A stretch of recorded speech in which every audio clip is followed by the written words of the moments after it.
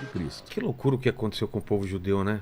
Eles eram escravizados aqui, escravizados ali, e aí acontece o Holocausto. É uma. Não, e você. Não é uma. É uma coisa que tem que ser entendida certo, porque é o povo escolhido de Deus, e por causa disso eles sofrem tudo isso, essas pressões.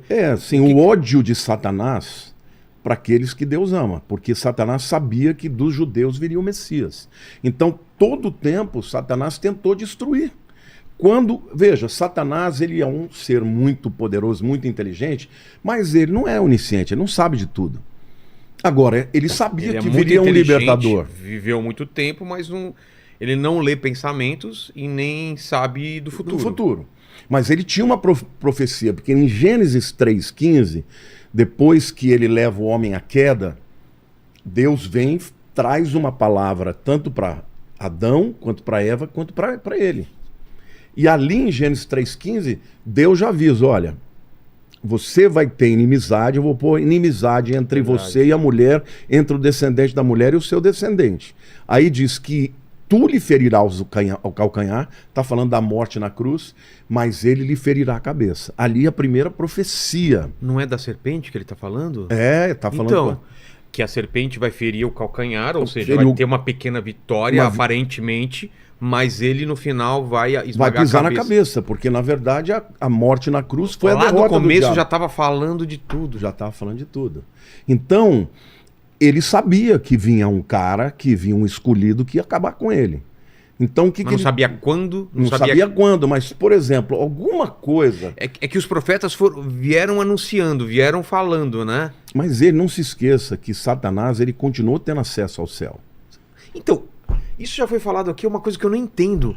Como Satanás... Porque a gente aprende, ou pelo menos entende isso, que ele está preso no inferno. Então não está preso no inferno. Não, ele é o príncipe, Jesus chama, o príncipe da potestade do ar.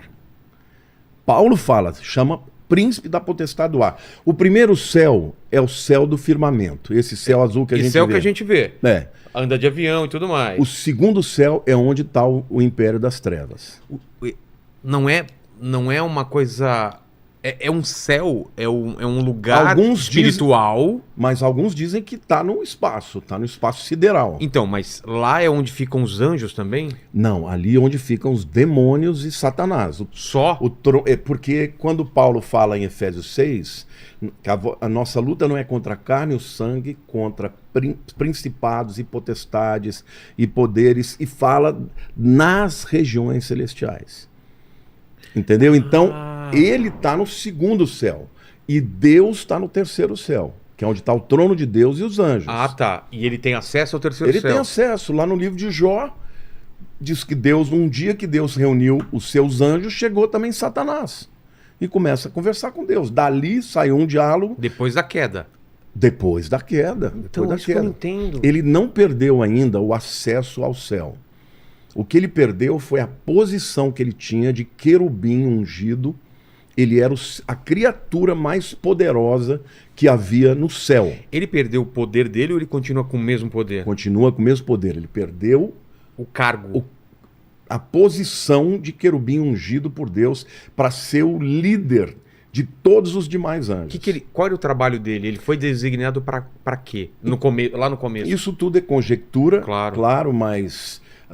por exemplo, quando a Bíblia fala das vestes dele, fala de todos os instrumentos musicais.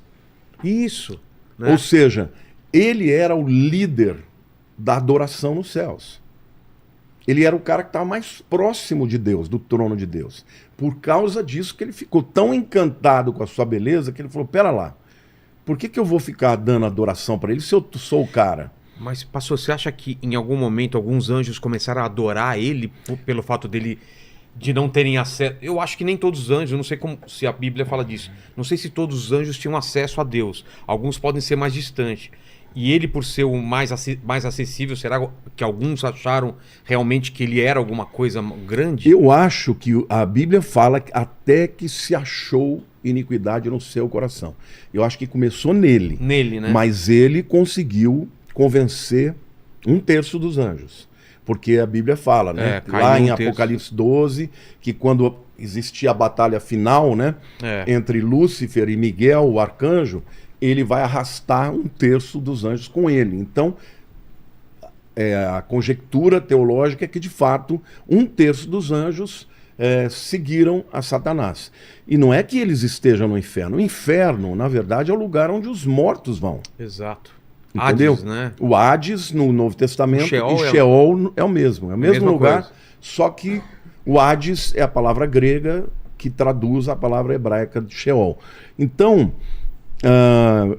eu diria assim, que Satanás, ele está completamente livre, agora o reino dele, vamos dizer assim, o império dele está no 2º céu. E por que ele tem tanto poder? Tudo isso vai ser conectado com o final. Eu tô querendo ir lá para trás pra gente ir pro final, né? Pro Apocalipse. Mas se é que dá para saber um plano dele, o plano dele é levar o maior número de almas. É o quê? É atrapalhar o plano de Deus? Excelente a sua pergunta. Eu queria só voltar no raciocínio que eu comecei, acabei esquecendo, né? Como ele sabe que vai vir um Messias. Sim. Ele sabe que vem um cara para destruí-lo. Então, antes, quando ele sente que pode ser, ele vai tentar matar. Ele tentou matar Moisés. Ele tentou? O lance o faraó mandou matar todos os meninos. Só que a mãe dele escondeu, botou num cestinho, né, de vime, de junco. Ele foi criado dentro do palácio do faraó. Quando Jesus foi nascer, o Herodes também tentou matar Jesus.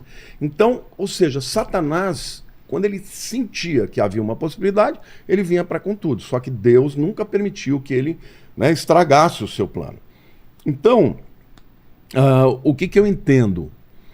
Ele é não só um enganador, mas o cara que é o pai da mentira, ele também é enganado pela mentira.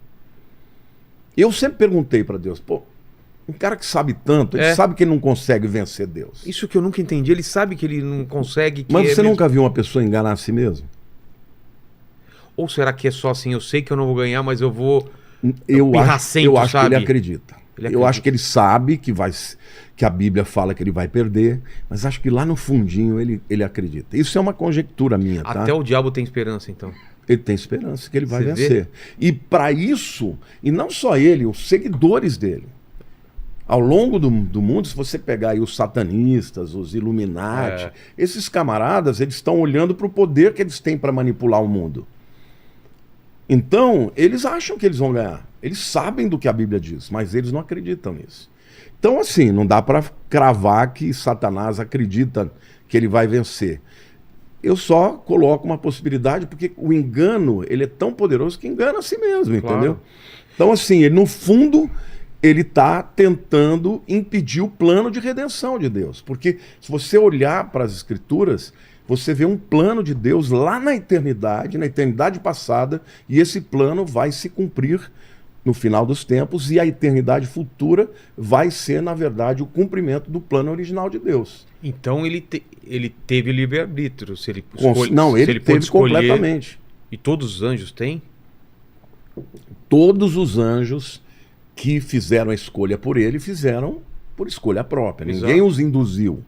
Diferentemente de um ser humano que já nasce, né, em pecado e que, você vai lutar contra um ser poderoso, muitas vezes é difícil você dizer que você tem um livre-arbítrio, né? Se Deus não der uma mãozinha ali, a coisa fica feia. Mas eles não, eles estavam vendo tudo.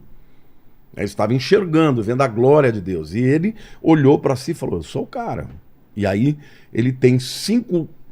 Eu vou, né? Vou estabelecer o meu trono acima do Altíssimo. Eu serei semelhante ao Altíssimo, né? E ele começa a falar no Ezequiel, tanto em Isaías 14 quanto Ezequiel 28, descreve Satanás, e Ezequiel fala dessa vontade que ele teve de se tornar maior que Deus, né?